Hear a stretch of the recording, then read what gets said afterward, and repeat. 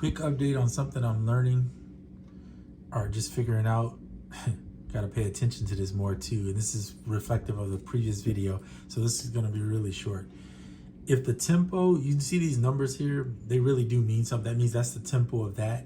It may not mean anything on a kick or a snare or a hat, but on a loop, it means something, right? Because and it may not even mean nothing here. Like these are set, you can see these are 90, but I can play them in a different tempo. They're just a one shot of a chord.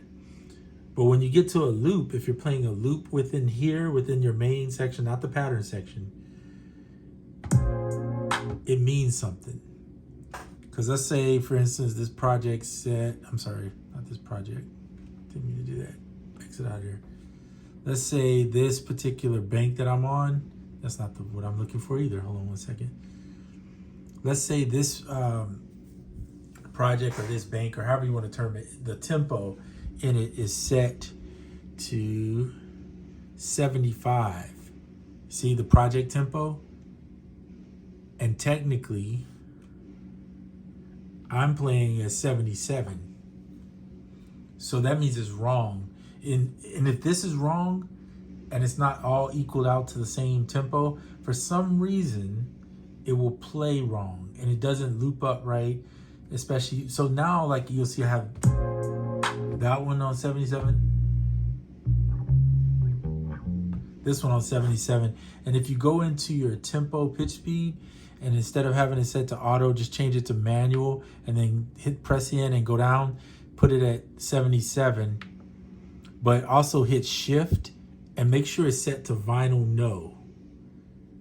So that if you need to, you don't have to do that, but if you need to change the pitch or whatever, it separates the speed from the pitch so you can adjust the sample. All those little fine details that if you miss, your song will sound off, it'll sound kind of messed up. Another thing I'm learning too is like with the fix, like, okay, you don't have to have fix on when you're playing your drums, right? But once you've played a sample into it, unless you want all that variance in volume, just set it to fix. Set the pad to fix. Press the pad. See how I have that on velocity? Just go into that pad. Hold on, let me exit out of there. Hit that fix velocity on it. And you'll see it up here, it went from velocity to fix. So you get the same consistency across the notes, because it's not like I'm playing it on a keyboard where I can control it. I'm just playing it in from a keyboard, sampling it. So it came in as a sample with the velocity kind of fixated on it. So for whatever reason, so now they're all on fix, see that? Because once you make a change, these are on a group, by the way. Once you make a change to a group, it changes everything. So that's kind of cool too. So you don't have to sit there and do it each pad. Just change it in there.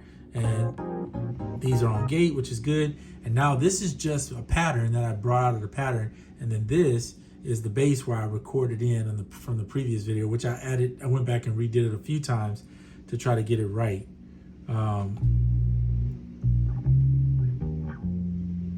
So that was part of the problem, was the tempo was off. So now let's see if it'll loop if I hit the pad link. Let's exit out of there, hit the pad link, pick those two, exit.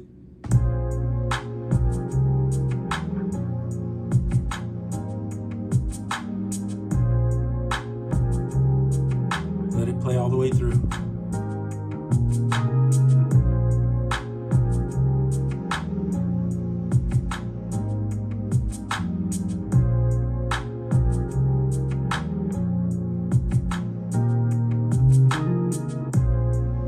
Pretty good.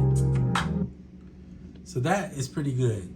It works out if you do it that way. Another thing I'm learning too is if you play shorter increments of recordings, like if you can do 4 bars, 8 bars, it works out better. It's not like a DAW where you go in and maybe you want to do 16 bars in there or something like that. Some people don't do that, but if you wanted to do 16 bars of a recording, because if you do that, what you're gonna find is that for some reason, if you're off on one spot, it'll throw the whole thing off. And a DAW, for some reason, I don't know the exact answer to this, but you can, it seems to be as easy just to go in and cut a portion out and then just redo that portion if you need to. But you don't have that luxury here. I mean, it's just not like that, you know. So try to remember that when you record. I think my Bluetooth just died, so hopefully over these people out here cutting trees down, whatever they're doing, you can still hear me talking. But definitely these are some little quirks. I said this was gonna be a short video too, and I'm still talking. These are some other quirks that you got to work out. But as I do it more, I'm starting to get used to it. I'm seeing the little things I got to fix.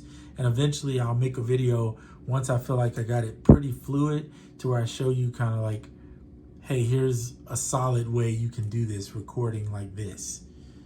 And there's a ton of videos or good videos of people showing you how to sample. So that's not a problem. But what I'm trying to learn is how do I get an 8 bar? How do I get a 16 if I don't cut it in a DAW or some other form to where I can use it in this, record it directly in, chop it the way I need it, and then get it at that perfect 8 bar length.